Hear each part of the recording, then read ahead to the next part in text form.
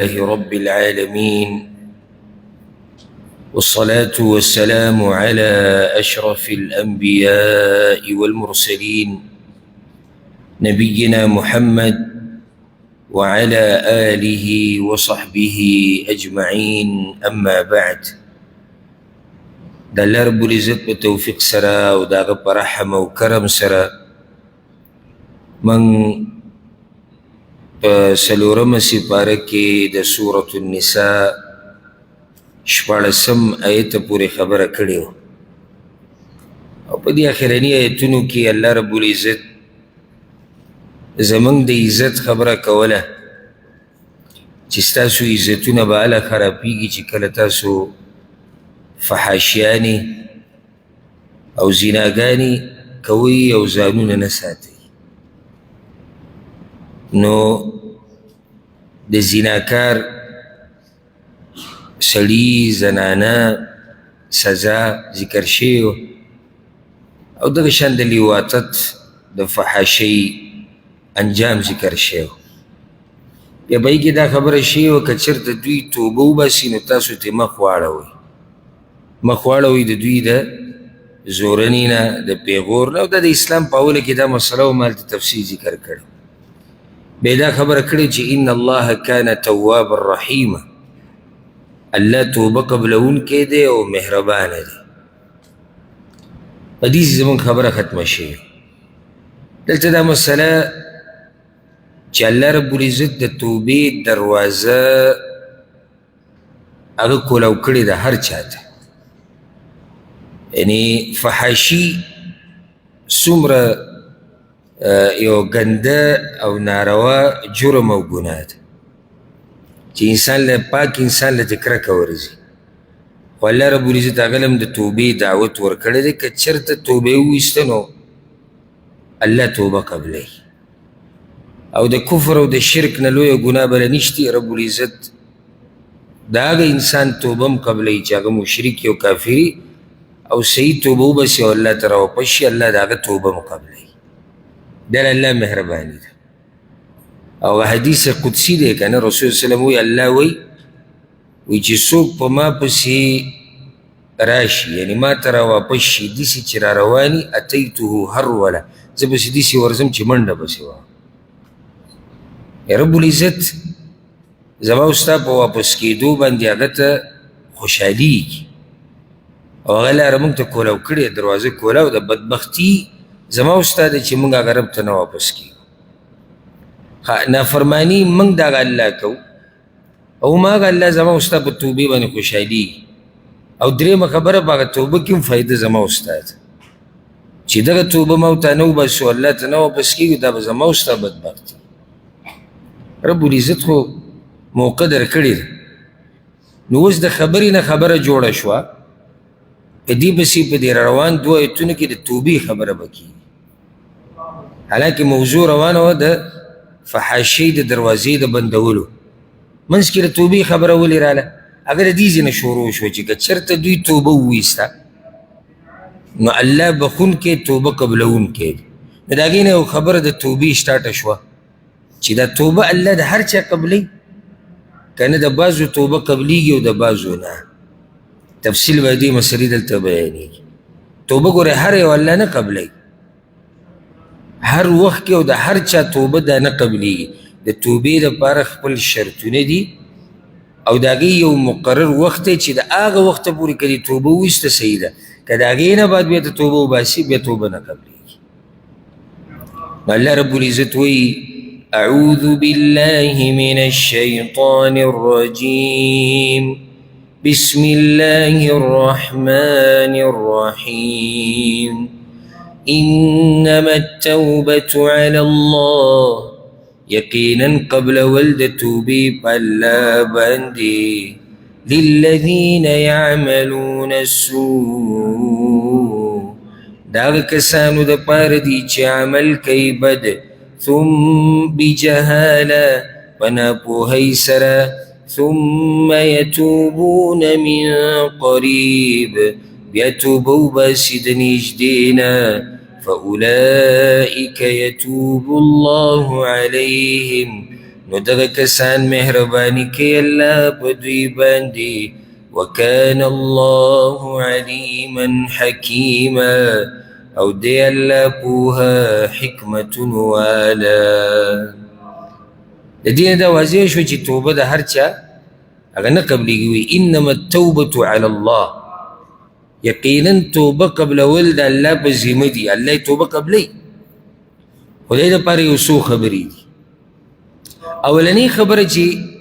یو خو ګوره موږ عام شرطونه ذکر کړي توبې دپاره، عامو درسونو کې ذکر کړو. چاته یاد دي؟ اولنۍ شرط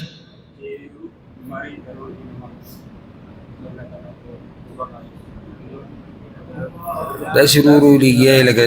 بیا خو ذکر تاسو د توبه نه دی ویستې. توبه کې به اخلاص دا اولنۍ شرط. دا ګناه به پرېږدي. کومه ګناه کې چې اخته دا نه چې توبه وباسم او اراده مې ده بیا به یې کوم، نه، دا ما په ځي پرېښوده. درېیم شرط دی به عمر له پښیمانوي په دې باندې، فخر به نه کوي چې ما ګناه کړې ده او ما داسې کړې. څلورم شرط چې دا په هغه وخت کې دی د توبه وباسي چې هغه د توبې د قبلېدو وخت وي.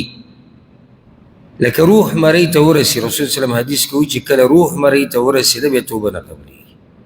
اگر که اخلاص پکې، اگر که ګناه پرېښوده پکې، اگر که هر څه پکې. یو عام وخت دی چې کله نور راوخیږي د مغرب د طرف نه، دلته به د هېچا توبه نه قبلېږي. دا خو عام شرطونه دي موږ ذکر کوو هر وخت. خو دې آیت کې چې سوچ وکړې نو درې خبرې الله ذکر کړي دي. دې آیت کې درې شرطونه دي. اولنی شرط دا دی للذین یعملون السوء بجهاله. دا هغه چا توبه الله رب العزت قبلوي یعملون السوء چې هغوی ګناهونه کوي خو هغه ګناهونه یې ډېر نه لګي. السوء په عربي کې ګناه ته وایي، بد عمل ته وایي، او جمع د دې ده سیئات. چې ډېر ګناهونه هغې ته څه ویلی کېږي؟ هغې ته سیئات ویلی کېږي. دلته الله رب العزت السوء ذکر کړی دی، یعنې دوی کوي ګناه. دې پسې دې آیت ته وګوره، دې پسې کوم دی ولیست التوبة للذین یعملون السیئات. او توبه د هغه چا دپاره نه دی چې کوي ګناهونه ډېر. السیئات جمع راوړی دی. او دلته وایي انما التوبة علی الله للذین یعملون السوء. توبه د هغه چا دپاره ده چې هغه ګناه کوي. نو دا ګناه چې ذکر کړې ده او جمع نه ده، معنی ده چې دوی نه ګناهونه کله نه کله کېږي. انسان دی کله پې شهوت غالب شو، کله پې شیطان زورور شو او ګناه ترې وشوه. خو داسې نه ده چې دا د ده ژوند دی. بعض ګناهګار ګوره هغه دي چې دا د هغوی د ټول عمر طریقه ده.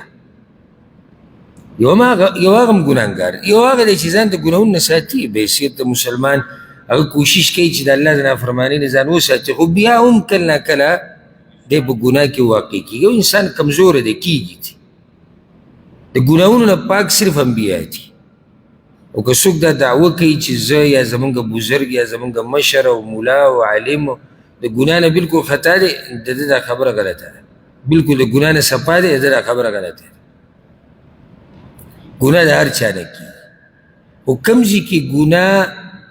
هغه چې د پرهیزګارو خلکو نه کېږي، او کوم ځای کې هغه ګناه چې د بېدینو خلکو نه کېږي. نو سړی سهار ماښام ګناه کوي، سهار ماښام ګناهونه کوي، سهار ماښام کوي. او یو سړی هغه دی چې د هغه نه چېرته ګناه وشي، رب العزت د دوی توبې هغه قبلوي. انسان دی ګناه یې وکړه، ویې به پسې توبه وویسته، بیا ترې ګناه وشو، بیا یې توبه وویسته، ګناه ترې وشو، توبه یې وویسته. رب العزت د دې خلکو توبې قبلوي، دروازو ته کولاو. خو ته به د ګناهونو نه عادت نه جوړې. او موږ په دغه توبه کې دا شرط ذکر کړو چې دې کې به دا شرط یي چې ستا به مضبوطه اراده یي چې زه دا ګناه بیا نه کوم، مسخرې به نه کوې، ټوغې به نه کوې. ستا په زړه کې مثال کې دا دی چې زه دا توبه هسې وباسم، استغفر الله وایم توبه، او بې سبا به وکړو. څه صحیح شو، زه خو ستا په زړه نه یم پوه چې ستا په زړه کې څه دي. نه ترې ستا خپلوان خبر دي، نه ترې انډیوالان خبر دي. ته عرش والا دوکه ورکې اخو علیم بذات الصدور دی په سینو کې چې دننه څه دی ته خبره دی علام الغیوب په پټو خبرو باندې پوه دی هغه په دې نه دی پوه چې ستا په سینه کې څه خبره پرته ده اته دا پته نشتي چې دا ته چې دا نن توبه وباسي وره کله نه کله سړی د ګناه پرېږدي د څه د لاسه وسې نه رسي لکه اراده مې ده چې پلانی وجنم هر زورور دی او زورور دی یا ما سره څه طریقه نشتي یا ډېرې مسلې یا د نشي اراده ده پیسې نشتي حکومت نه هېرېږي حکومت نیوکه زه یاره زمونږ توبه شوه او بل نشه پرېږده الله د یېرې نه ځکه چې الله ته مخامخ کېده دي قبر دی عذاب دی جنت دی جهنم ستاسو څه خیال دی چې رب العزت د دې دواړو په نیتونو او په حقیقت نه دی پوه چې اولنی زه مونږ خو وایو د توبه وویسته صحیح توبه وویسته ځکه چې مونږ په رازونو د سینو نه پوهېږو خو رب العزت خو په راز د سینې پوهېږي ته چې را توبه وباسې او ته چې را استغفر الله وې او ته چې دا وې چې ما ګناه پرېښوده اوس هغه ته په کم نیت لېږی توبه دې د اخلاص ته که نه ده بیا د واپس کېدو اراده دې شتي او که نه د الله د یېرې نه توبه وباسي که د مخلوق نه یېرېږي دا ټول حقیقت رب العزت ته معلوم دی نو اولنۍ خبره دا شوه چې هغوی د الله چې د چا توبې قبلۍ دا څوک دي ګناهونه عادت نه دی ګناهونه تی کېږي خو ګناهونه عادت نه دی نه دا طور طریقه ده کوشش کوي ځان د ګناهونو نه ساتي خو د انسان د کمزورتیا تقاضه دا ده چې د نه ګناه هغه کېږي او د رب مهرباني دا ده چې دروازې ورته کولاو کړې اوس که چېرته داسې وی چې دا دروازه الله بنده کړی څومره به ګرانه یا که چېرته الله موږ ته محدود شمار ښوولی وی چې یو پیر توبه قبلوم بیا نه قبلوم دو پیرې قبلوم بیا نه قبلوم ما ته اوس دا قصه ذکر کړی وه موږ چې کله واړه سکول کې سبق وي نه پته نه چې دویم کې ومه که څویم کلاس کې ومه نو یو هلک پکې دا خبره وکړه چې ما دا خبره اورېدلې چې توبه الله صرف 3 پیرې قبلوي 3 نه زیات نه دا خبره زما ذهن کې پرېوته هسې که چېرته په رښتیا داسې وی څومره به ګرانه نو په هغه وخت کې دا وراني کول دا موږ ته ګناه ښکارېده چې نه مور به راته وي دا بد کار دی او دا غلط کار دی او مه کوه او داسې دا موږ ته ګناه ښکاري چې الله په دې رانیوکئ نو هغې کې 2 پیرې ما توبه وویسته چې بیا به نو یو مې ساتلې وه ما دا څه پته لګي اوس که سبا له بیا زه دا یو توبه وباسم دا درېیمه دا خو ختمه شوه کیسه هسې که په رښتیا داسې وی چېرته څومره به ګرانه یو سړی به و چې هېڅ ګرانه نه وه موږ ته پته ده چې 3 پیرې دي کېدای شي ما ته یو سړی دا ووایي چې دې کې هېڅ ګرانه نه ده ما ته پته ده چې 3 پیرې الله توبه قبلوي ما هغه توبه ساتلې ده او زه ګناهونه کوم بیا به توبه وباسم که زه درته وایم او دا خبره ستا صحیح ده خو دا به هله صحیح وی چې تا ما ته د خپل مرګ نیټه ښوولې مشکل موږ ته بل دا دی چې هلته موږ ته د مرګ نیټه نه ده معلومه صحیح د 3 پیرې توبه شوه زه یا 2 پیرې توبه الله قبلوي زه به دا 2یم پیر وساتم مرګ ته نږدې بیا توبه وباسم ورځ مخکې خو مرګ به کله راځي نو د رب العزت مهرباني ده چې دا دروازه یې موږ ته کولاو کړې ده او دا د هغه مهرباني ده چې شمار یې وله نه دی خاص کړی او دا د هغه مهرباني ده چې ګناه د توبې یو خاص ګناه له نه دی ایښودی هره نافرماني چې دي د الله کړې ده او د هغې نه واپس شوې الله ته په اخلاص سره رب العزت ستا واپس کېده قبلوي او د خپل در دروازه راته کولاوي او زمونږ بل در شته نه چې هلته ورشو توبه وباسو لکه قرآن کې الله رب العزت دا خبره ذکر کړې ده ومن یغفر الذنوب الا الله او څوک دی د الله نه علاوه چې ګناهونه وبخي څوک شته چا ته واپس شو موږ چا به مخکې اعتراف وکړو چې او زما نه ګناه شوی یو رب العزت ته چې هغه زما او ستا د ګناه معاف کوي صرف معاف کوي نه معاف کوي او د مهرباني ته ګوره او په موږ پردې هم راچوي چرته د انسانانو په مخ کې که خیال هم کړی په مجلس کې بیټک کې د چا په کور کې د چا نه څه غلطه خبره وشي یو خبره وکړه او غلطه وه د ده نه دا غلطي وشو دا انسانان به په دې باندې په شرمونو وشرموي بیا کیدای شي تا معاف هم کړي چې زه غلطي ده نه شوې ده خو داسې خبرې بیا مه کوه بیا به درپسې مړېږي هغه یو رب دی چې موږ ورته ودرېږو او وجاړو او زړه خپل سپک او د ګناهونو ورته اقرار وکړو چې او یا الله موږ ګناهونه کړي خو هغه ته څوک خبر نه کړي زه چې تا سره میلاوېږم ته چې ما سره میلاوېږې ته ما ته پاک ښکارې زه تا ته پاک ښکارم او حقیقت الله ته معلوم دی چې موږ څومره ګناهونه کوو دا الله مهرباني ده دا الله رحم او کرم دی او که دا پردې اوچتې کړي څه عجایبات به راښکاره شي سوچ کوو که چېرته الله دا پردې اوچتې کړي زموږ نه څه به راښکاره شي د یو بل سره به خبرې هم نه کوو د یو بل سره به کینو هم نه داسې هم یو بل بدي شي نو د الله د در نه علاوه زمونږ بل در هغه شتي او ما تاسو ته قصه ذکر کړې وه ډېره فایدهمنه ده بعضو علماو په کتابونو کې را نقل کړې ده امام ابن القیم رحمه الله بعض نور چې یو ماشوم یو کس روانو یا یو عالم روانو او هغه یو ماشوم ولیدو چې هغه د کور په درشله باندې هغه پروت دی جاړي دا مور یې پسې راووته او بیا یې وزغله او بیا یې وزغله او بیا یې وزغله چې نه به راځي کله مور غوسې شي بچی د کور نه بهر ته راوباسي او بیا راغی او بیا راغی ده دا منظر کتو چې داسې عجیبه منظر دی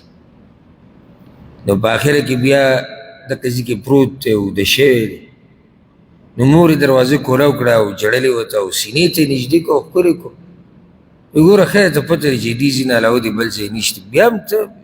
زما خبرې نه اورې نو هغه ته دا فایده راوویسته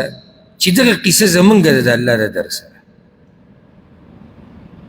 الله راته وایي دا کار مه کوه موږ یې کوو الله وایي دا وکړه موږ یې نه کوو او بیا هم د هغه در ته واپس کېږو ولې ځکه چې د هغه د در نه علاوه زموږ بل در نشته نو اولنۍ خبره دا ده چې ګناهونه د انسان نه کېږي خو د هغې نه به څه نه جوړوي عادت به ترې نه جوړوي دویمه دا چې بجهاله په ناپوهۍ سره ترې ګناه کېږي و دې ځینې کېدای شي یو سړی دا مسله راوباسي څه مسله ترې راوباسي چې په هغه ګناه الله ته رانیسي نه چې کومه باندې تا سره علم وي او چې علم د سره نه وي هغې دې نه رانیسي دلته ګوره د ناپوهۍ مطلب دا نه دی ګورې دلته د ناپوهۍ او ځکه عبدالله بن عباس رضی الله عنهما وایي څوک چې ګناه کوي دی جاهل دی که عالم دی او که هغه عمي دی خو چې ګناه کوي نو دی ناپوهي کوي ځکه الله دلته په ناپوهۍ سره دا آخر څه ناپوهي دی چې عالم هم کوي هغه ناپوهي سره زه درته یم ګوره دا خبره یې دې ټایم کې د ذهن نه ووته یا سوچ یې ورته نشتی چې الله معیني دا ناپوهي نه ده لکه اوس یو سړی دی ښه ورته پته ده چې دروغ ویل ګناه ده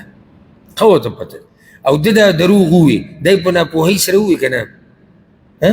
یو سړی به ما ته وایي چې ناپوهي خو پوه موږ وایو نه ناپوهي مطلب دغه نه دی هغه علم خو ده سره ناپوهي او جهالت دا وکړو ده چې دې طرف ته یې سوچ ونه کړو چې الله معیني دویمه دې طرف ته یې سوچ ونه کړو چې الله زما اوري درېیمه دې ته یې سوچ ونه کړو چې زما د دې ګناه به څه انجام څلورم چې کوم د جهالت ته او لوی جهالت د ځان سره ظلم وکړو ځان سره ظلم وکړو د جاهل نه دی لوی جاهل خو دا دی چې لګیا دی یو کار کوي خوشحاله دی ورته او حقیقت کې دی لګیا دی څه کوي د ځان سره ظلم کوي زه به ته د قرآن نه دلیل ښویشم د قرآن نه هغه دا دی یوسف علیه السلام چې کله زنانو هغه له د غلط کار دعوت ورکو په مصر کې هغه الله ته فریاد وکړو دی وایي چې والا تصرف عني کیدهن اصب الیهن واکن من الجاهلین یا الله که د دې زنانو د چال نه تا زه ونه ساتلم نو داسې نه چې زه دوی ته مایله شم او شم به زه د جاهلانو نه کلم دی جاهلانو نو هغه ته خو پته دی چې دا کار ناروا دی ځکه خو الله ته وایي ما ته ساته نو زه به شم د جاهلانو نه څه مطلب شو زه به شم د ظالمانو نه زه به د ځان سره ظلم وکړم د الله نافرماني کول دا د ټولو نه اول ظلم د چا سره دی د ځان سره دی د بل سره وروسته دی ځان سره اولنی ظلم دریم شرط چې په دې کې ذکر شوی دی او ډېر اهم عدم التسویف سبا بل سبا به نه کوي ثم یتوبون من قریب بیا توبه وباسي څنګه د کوم ځای نه وباسي نږدې من قریب یو مطلب دا دی چې وخت پکې نه اړوي ګناه وشوه درته اندازه ولګېده چې دا ماسي چې وکړو یاره او خو موږ وایو که جهالت کې راغی که نه سوچ چې دغه طرف نه بند شو شیطان پې غالبه شو شهوت پې غالبه شو بد ملګري پې غالبه شو جاهلیت پې زورور شو ګناه ترې وشو بیا بیدار شو بیدار شو نو نږدې توبه وباسي سبا به وباسي ته یو سړي ته وایي ږیره پرېږده مړه نوره توبه وباسي چې کله بوډاګان شو دلته الله دا خبره خو نه دی ذکر کړې توبه د چا قبلیږي چې نږدې وباسي نشه پرېږده دا ځواني ختمه شي که نه بیا به ګورو بعض ته وایي توبه وباسه مړه بس ته مزه نه کوي دا ګناهونه کوي او ځان دې خراب کو دین دې خپل خراب کو هر څه دې ګډوډ چې کلي ته لاړو کلي ته دا شرط لا ما نه دی اورېدلی چې کلي کې به توبه وباسي او ځکه ګوره ډېره د افسوس خبره ده ډېره د افسوس عامه بیماري ده او خصوصا زمونږ د معاشرې دپاره مونږ اله الله ته واپس کېږو اکثر چې کله مونږ بوډاګان شو د هر څه نه وځو خیال هم کړی دی خبرې ته چېرته که نه خو او شا کې که د سپینګیري او ته یې پېژنې ته ورته سوچ وکړه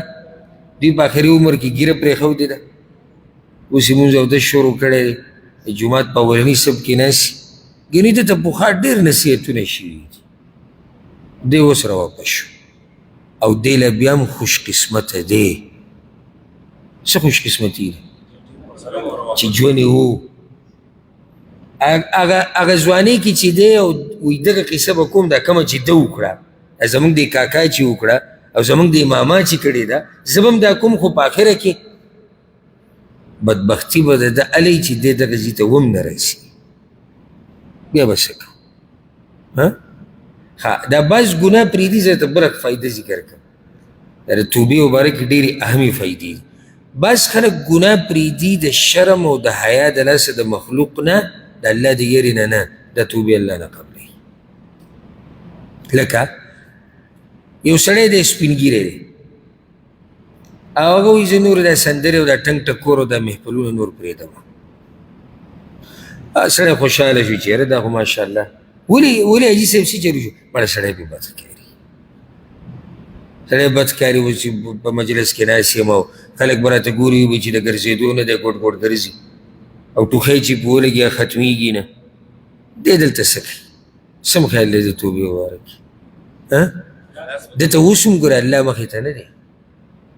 دته اوس هم دا خبره مخې ته نه ده چې د دې یو بد انجام دی د ده مخې ته دا ده چې معاشره به ماته څه وایي بس څه وایي نشه یې پرېښوده لکه نشه دې پرېښوده خو ډېر ښه کار وشو ولې بله سړی بدکاري دغه نوسي او کړوسي وشو هغه به وایي چې زموږ دا نیکه څه د ګډوډو سره دي د ده اوس مخې ته دا خبره نشته چې الله به تپوس کوي الله ته ودرېدلي دی وایي نوسي مې وشو نو بس د سړی به بد کاري زیناګانې یې پرېښودې ولې خلک وایي چې دی اوس هم یارانې کوي او دوستانې کوي عمر ته وګوره نو فرق دی ګوره ښه چې کله هم توبه وباسي ته به مخې ته الله رب العزت مخې ته کوي معاشره نوسي کړوسي خلک صحیح ده د مخلوق نه حیا کول دا یو صفت دی خو ته به د مخلوق نه مخکې د خالق نه حیا کوي یو سړی په ځوانۍ کې دی نو دته خو د معاشرې هغه مسله هم نشته چې خلک به څه وایي دی بیا هم ګناهونه نه کوي دا هغه سړی دی چې د خالق نه حیا کوي دا به دې خبره ورسېدي که نو توبه به وباسي کله چې کله دې عمر 40 ته ورسي کله من قریب بعضو علماء دې ویلي ګوره وی من قریب څه مطلب دی صحت روغي توبه وباسي د مرض د راتلو نه مخکې ولې چې صحت روغي توبه ویسته او په مرض کې توبه ویسته فرق دی پکې څه فرق دی چې مریض شو یریږي د څه نه د مرګ او دا چې روغ دی نو د ژوند امید دی د حدیث کې دا خبر راغلی دا چې روغ دی د ژوند امید دی چې نه زما لا وخت شتي او د بیا هم توبه وباسي نو دا زوروره توبه ده دویمه او په غریبۍ کې په مالدارۍ کې وباسي مخکې د غریبۍ نه ولې غریبۍ او مالدارۍ کې فرق دی څه فرق دی بارک الله فیک مالدارۍ کې هر قسمه ګناه کېدی شوه غریبۍ کې مونږ کېدي شي د ووایي چې اوس یې نه راسي خیال هم دې خبرې ته او دې مالداره دی او توبه یې وویسته دا ډېره زوروره توبه ده او په ځوانۍ کې توبه وویسته مخکې د بوډاوالي نه فرق واضح دی کوم ځای کې ځواني کوم ځای کې بوډاوالي چې سړی ټوخي سره اودس ماتېږي او توبه وباسي او یو سړی نوی زلمی شوی دی او ښه په زور کې دی او ښه ښایست دی او ښه شهوت دی او دې توبه وباسي د دواړو توبې یو شی نه دي یو شی ځوانۍ توبه چې د هر څه کولی شو ویې ویسته د بوډاوالي توبه زانیم چې الله یې نه قبلوي زه هم دواړه توبې یو شان نه دي د بوډاوالي توبه خو د اوس هم نه رسي خو موږ بیا هم دا نه وایو چې د توبه الله نه قبلوي خو موږ وایو چې په ځوانۍ کې توبه ویسته ګران دي په نسبت د بوډاوالي ښه او په ژوند کې توبه ویسته مخکې د زنکدن د راتلو نه هغه واضح لکه یو سړی دی په ځان پوه شو چې زما د خپو د ګوتو نه ساره روان شو او دا ورځ به موږ ټولو باندې راشي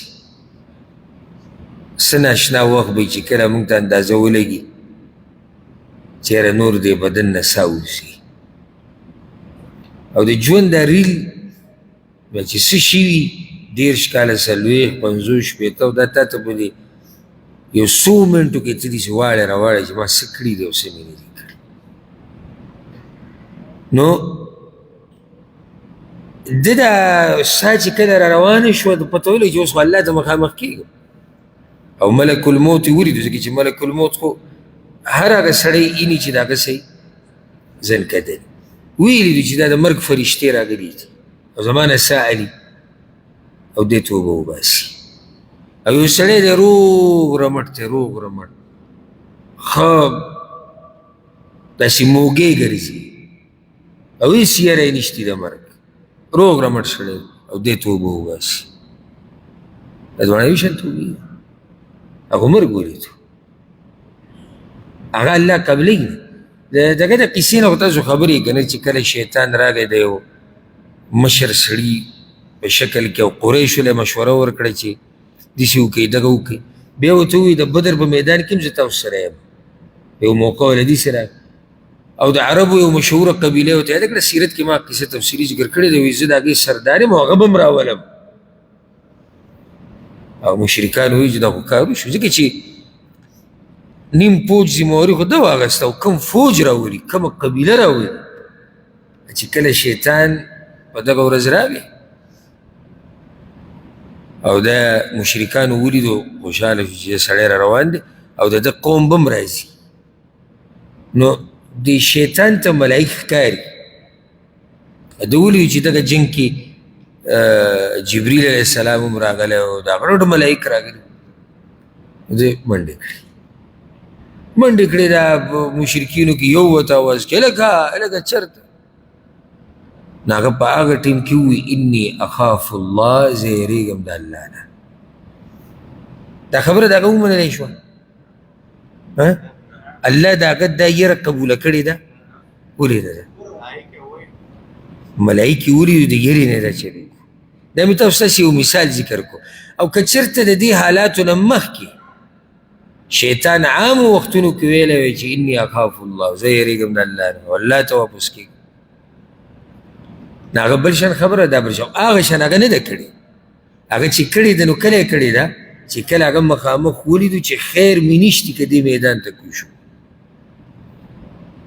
نو توبه په ژوند کې او توبه په هغه وخت کې چې انسان مرګ ویني دې کې فرق دی الله اکبر یو حدیث ته ذکر کوم چې انسان اوس زړه ډېر خوشحالېږي امام احمد راوړی دی ابو سعید الخدري رضی الله عنه وایي دا به تاسو نه یې اورېدلی وی شیطان الله ته ووایي وعزتک یا رب یا الله ستا په عزت او ستا په عظمت مې دې قسم چې زه به د هغه وخته پورې ستا دا بندګان ګمراه کوم غلی به نه کښېنم ما دامت ارواحهم فی اجسادهم تر څو چې د دوی ساګانې د دوی په بدنونو کې دي زه ته غلی نه کښېنم فقال الله عز وجل نو الله ورته وایي نو بیا زما واوره او تر څو چې دوی زما نه بخښنې غواړي او توبې وباسي زه به یې معاف کوم یعنې شیطان وایي چې څو پورې سای زه به ګمراه کوم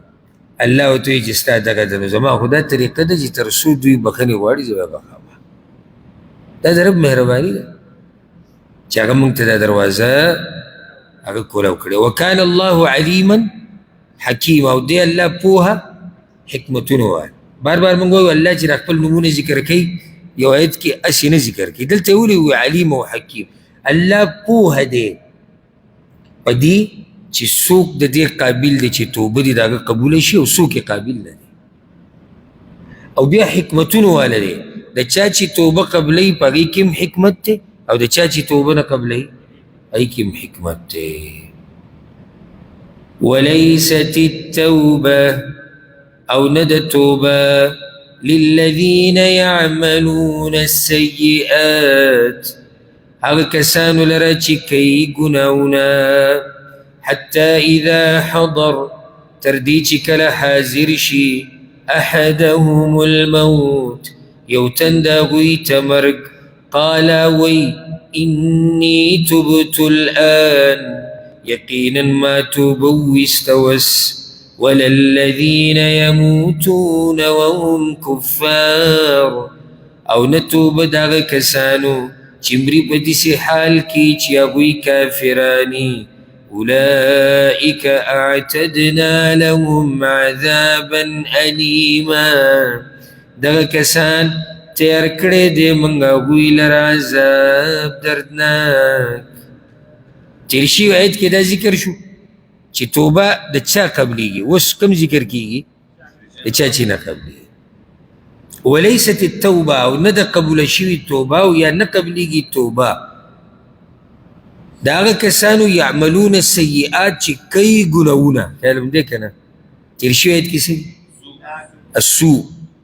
ګناه دلته ګناهونه یعنې دغه طریقه ده د کوم وخته پورې حتی اذا حضر احدهم الموت کله چې راغی مرګ یعنې د زنکدنه پورې دی نښتی دی په څه کې په ګناهونو کې زنکدنه پورې نو چې کله روح مرۍ ته ورسېده ده ووایي اني تبت الآن ما اوس توبه وویسته الله وایي د دوی توبه زه نه کوم او حدیث کې راځي امام احمد راوړی دی او په نورو کتابونو کې هم د محدثینو راوړی دی چې الله رب العزت د بنده توبه قبلوي ما لم یغرغر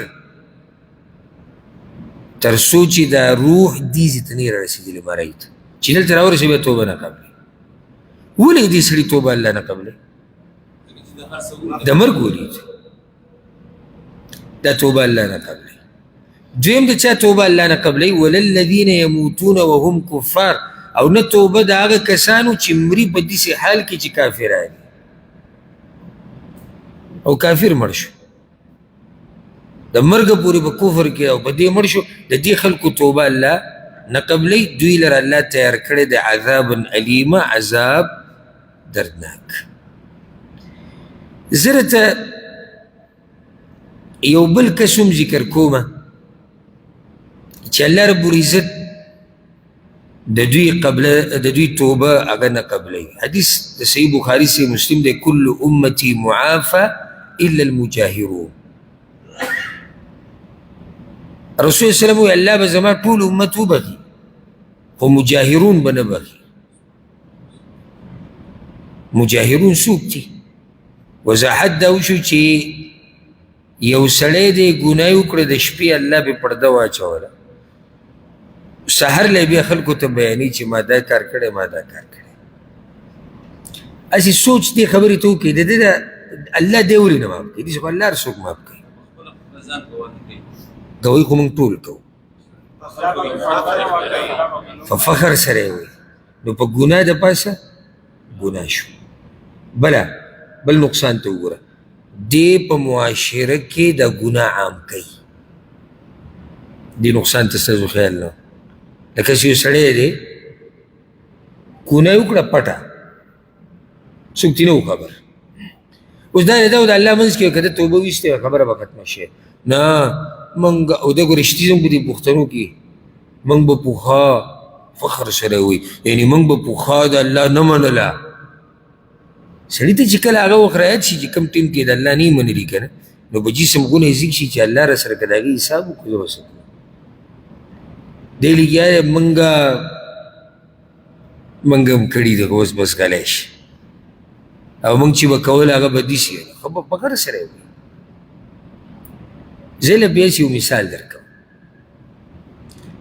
یو پلار دی زوی ته یې وي او د مخلوق مثال د پوهې دپاره دی، ولله المثل الاعلی. یو پلار دی زوی ته یې وي چې دا کار به نه کې او هغه دا کار وکړو، نافرماني وکړه د پلار. بیا څه وخت بعد د پلار یې په بیټک کې ناست دی مجلس کې او دا زوی هم ناست او نور خلک هم ناست، زوی وایي ما چې به نه منله ده که نه موږ به دا چل کوم. څوک به داسې ووایي؟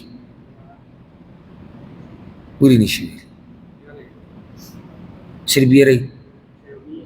شرمیږي، ادب او بل ملامته. نو ته چې کله دا وایې چې ما به دا کول ما به دا کول ما به دا کول او فخر په باب کې وی، یو خو سړی په دې باب کې وایي چې لکه هغه خپل کمزورتیا الله ته بیانوي، یا یو چا ته خپل هغه الله پې یو احسان کړی دی هغه بیانوي. کله داسې هم کېږي یو سړی دا وایي الله ته واپس شه ژوند به دې مزېدار شي، موږ هم په نافرمانیانو کې اخته وو خو الله هدایت راکړو. دا اوس یو جدا مسله ده، خو چې سړی په فخر سره بیانوي او الله یې اوري. څومره دا سړی بې حیا دی. ځکه رسول وسلم وایي چې زما ټول امت لره الله بخي، خو دا خلک چې دي الله یې نه بخي. اوس څلور اهمې مسلې په دې روان آیت کې ذکر کېږي او دا ټولې خو به نه بیانېږي، خو په دې کې به یو مسله دوه هغه بیان کړو او باقي چې دي هغه به انشاءالله بل درس ته پرېږدو. د توبې خبره کې په منځ کې راغلې وه ښه. اوس بیا موضوع هغه زوړ دغه ته واوړېده، د زنانو د میراث مسله، د زنانو سره ظلم زیاتې، او د دې صورت نوم څه دی؟ النساء. بعض راپاسي دا په مسلمانانو کې بېدینه براینام مسلمانان، لیبرل علمانیان او یهود و نصاراو دا خلک وجودي و اسلام د زنانو سره ډېر ظلم کړی. لکه زه به تا ته د اسلام څه خبره کومه، په قرآن کې پوره صورت دی د هغې نوم دی النساء، او ما ته به د قرآن کې یو صورت وښایي چې د هغې نوم یې الرجال. د سړو په نوم پکې صورت شته، د ښځو په نوم پکې پوره صورت دی او دی وایي اسلام پوره حقوق نه دي ورکړي. والعیاذ بالله. که تاسو ته یاد وي دا صورت چې موږ شروع کړی د نو اوله کې الله څه وایي؟ وایي زنانه له مهر به ورکوئ، ظلم زیاتی به ورسره نه کوئ. که دوه درې څلور ښځې نشي ساتلی نو یوه به کې بیا وایي د زنانه په میراث کې برخه ده څنګه چې د نارینه برخه ده. بیا الله هغه برخې په خپله تقسیم کړي چې څوک پکې د زنانو سره دوکه ونه کړي. ته نور څه عدل او انصاف. اوس بیا د زنانو د حقوقو خبره کوي. یا ایها الذین آمنوا ایمان ولو لا یحل لکم ندی روا تاسو لرا ان ترثوا النساء کرها چې په میراث کې واخلئ زنانه په زوره. د دې شان نزول الله د آیت ولې رالیږلی دی؟ مخکې داسې و د اسلام نه مخکې ګورې اسلام څنګه حق ورکړی زنانه ته چې یو سړی به مړ شو او زنانه به یې پاتې شوه ښځه، نو د ده زوی یا د ده رور یا د ده تره کاکا پلار نیکه هغه به خپل څادر په دې زنانه ایسې ور واچو، بس دی حقدار شو. اوس که دی غواړي دا زنانه ځان ته واده کوي مرضي ده خپله، او که واده کوي مهر ورکوي که نه ورکوي خپله مرضي ده. کیدای شي دی په هغه زوړ مهر اکتفا وکړي چې هغه د ده د خپل مخکې ورکړی چې مړ دی. که دی غواړي بل ته به یې واده کړي او که دی نه غواړي ټول عمر له به یې دغه شان کښېنی خو مرضي ده ده. دلته الله رب العزت وایي زنانه څه داسې ساز و سامان نه دی چې په میراث کې تاسو واخلئ. او دې په شان نزول کې یوه قصه ته ذکر کړمه، په صحیح بخاري کې شته، امام ابو داود رحمه الله هم راوړې ده. یو زنانه و د هغې نوم و کبیشه بنت معن یا کبیشه بنت معن. د دې خاوند ابو قیس الانصاري. نو د ابو قیس مړ شو. ابو قیس چې کله مړ شو نو د دې ابو قیس یو زوی و خو د بلې ښځې نه و، د دې نه نه و. هغه راغی د هغه هلک نوم حصن و. حصن هغه خپل څادر په دې زنانه ور واچو. دا زنانه د هلک څه ده؟ نه، د پلار ښځه یې ده. دا زنانه څه ده؟ پلار ښځه. بس دا قصه دې ته حواله شو. نو جاهلیت ته ګوره چې د ده د نکاح مسله د هلک سره که خپله ورسره هم نکاح کوي، دا اوس ده پې کپړه ور اچولې ده. خو هغه بیا دا پرېښوده او نه به یې پې خرچه کوله او نه یې بل ته واده کوله او دغه شان یې کېنولې او تنګولی چې دا په خپله درته ووایي چې ما پرېږده او زه به ترې سمال په بدله کې هم والمه، د دې دپاره یې کېنولې. دا راله په رسول وسلم پسې وی یا رسول الله ابو قیس مړ شوی دی،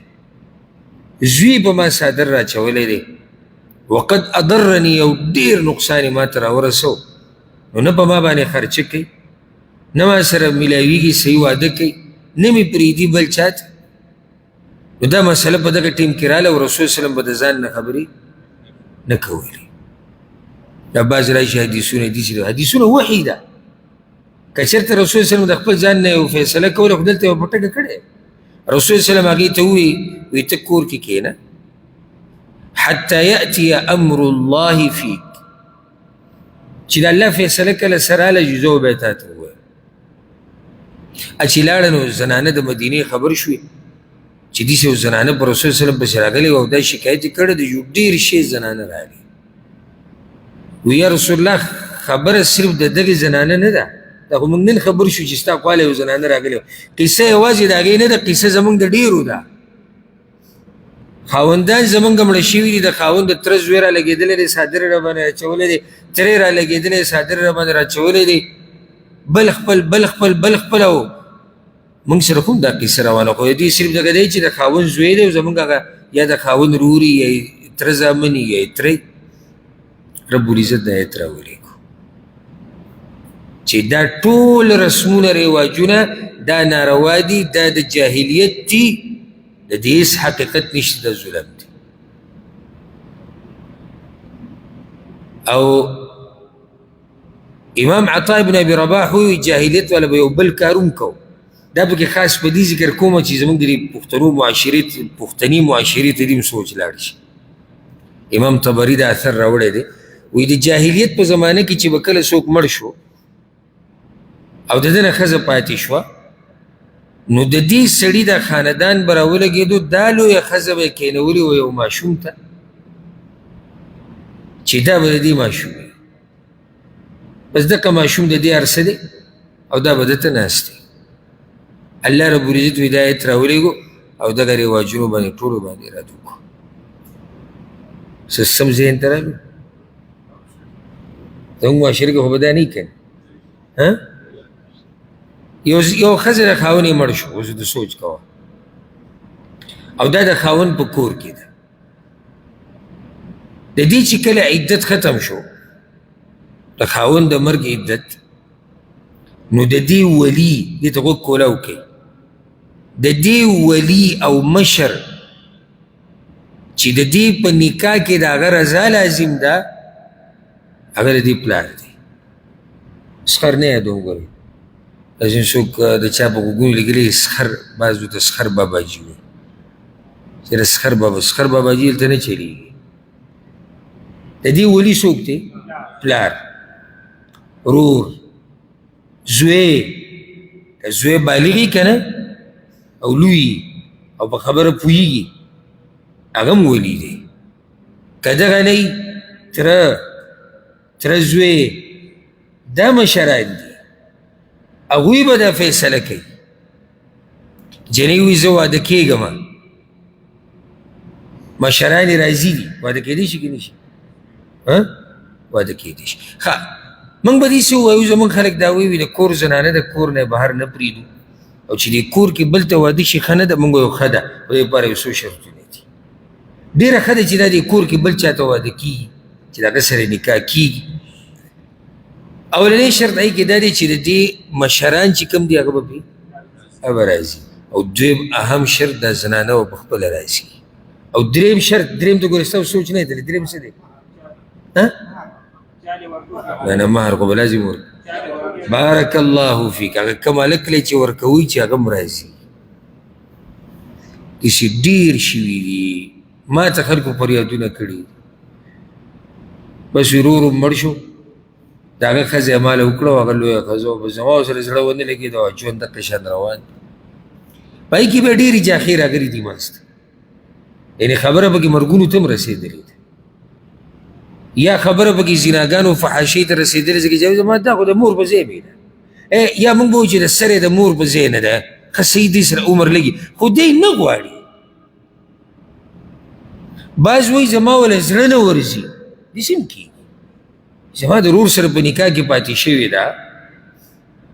او د هغه د بچو مور ده، زما وله زړه نه ورځي. صحیح ده چې زړه دې وله نه ورځي، په تا چا زور زبردستي خو نه ده کړې. زمونږ ابا وایي نه چې دا عزت ته او پښتو ده، په تندر دې ولګي، دا پښتو ځان سره په جیب کې کېده. سبا له چې دا هلک بیا په غلطه روان، یا دا ښځه په غلطه لار روانه، یا دا ښځه ځای په ځای فریادونه کوي او دا سړی ځای په ځای فریادونه کوي، هغه ټیم کې به د خپل پښتو د عزت سره څه کوي؟ بیا خو د عزت او پښتو تار شو. نو موږ دا وایو که دې کور کې بل چا ته واده کې، وایي چې دې کور کې پاتې شي، ډېره ښه خبره ده، ښکلې خبره ده. خو اولنی شرط د جنۍ مشران، سخر په دې کې نشتي، د هلک تره د هغه پکې کار نشتي، د هلک رونه لیور د هغوی پکې ګوره قیسه نشتي. د دې مشران راضي دي. دویم شرط دا جنۍ په خپله راضي ده. دریم شرط هغه چالی چې ورکوي هغه پرې راضي دی. بیا خو ډېره ښکلې فیصله وشوه. او که دغه نه وي، نو بیا د دې جنۍ د مشرانو او د جنۍ خپله مرضي ده. که دا وایي چې زه دا خپل ژوند دغه شان تېرومه دې بچو ته، د دې خپله یو فیصله ده او دا پرې راضي ده. که دا وایي چې نه زه واده کېږم بل چا ته، او مشران یې پرې هم راضي دي او دا پرې هم راضي ده، نو دا واده کېدی شي. دا به څوک نه تنګوي چې دا خو زموږ د کور، دا ستا د کور وا، دا ستا د کور وا. او داسې هم دا ګوره زه دا تعبیر بدل کړمه نو ښه به پې پوه شي، دا د خاوند د کور وا، او خاوند یې اوس نشتي. اوس یې پوه شو، دا د خاوند د کور وا، دا ګوره د لیور د کور نه وه، خو د دې خاوند یې په دې کور کې برخه وه. نو دا د خپل دا چې د کوم کور وه هغه د خاوند کور و، او خاوند اوس په دنیا کې نشته. نو چې خاوند د دنیا نه لاړ، کیسه ختمه شوه. دې مسله پوه شوئ که نه؟ او ډېرې داسې نکاحونه او فیصلې شوي دي چې د هغې نه بیا لویه جاکتې جوړه شي. جو زموږ پښتو د موږ ښځه بهر نه پرېږدو، وروسته بیا په دغه کور کې جنګونه، مرګونه، فحاشیانې، زیناګانو ته پکې خبر رسېدلې ده او دی وایي پښتو تار شوه. خو دا جهالت دی، دې ته پښتو نه وایي، دې ته څه وایي؟ نو دې نه اخوا بې څه دلیل درته ذکر کړم، دا د الله وایي مه کوئ. شان نزول مې ته ذکر کړو چې د جاهلیت په زمانه کې به داسې کېدو. په کومه زمانه کې؟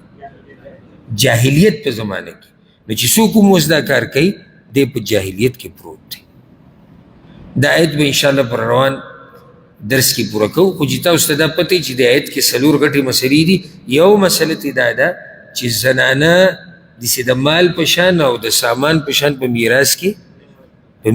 نه اخیستی کېږي. الله رب العزت دې زموږ د معاشرې نه د جاهلیت او د ظلم رسم و رواجونه ختم کړي او الله رب العزت دې موږ پوه کړي په قرآن او په حدیث باندې. هذا والله اعلم وصلى الله وسلم على نبينا محمد.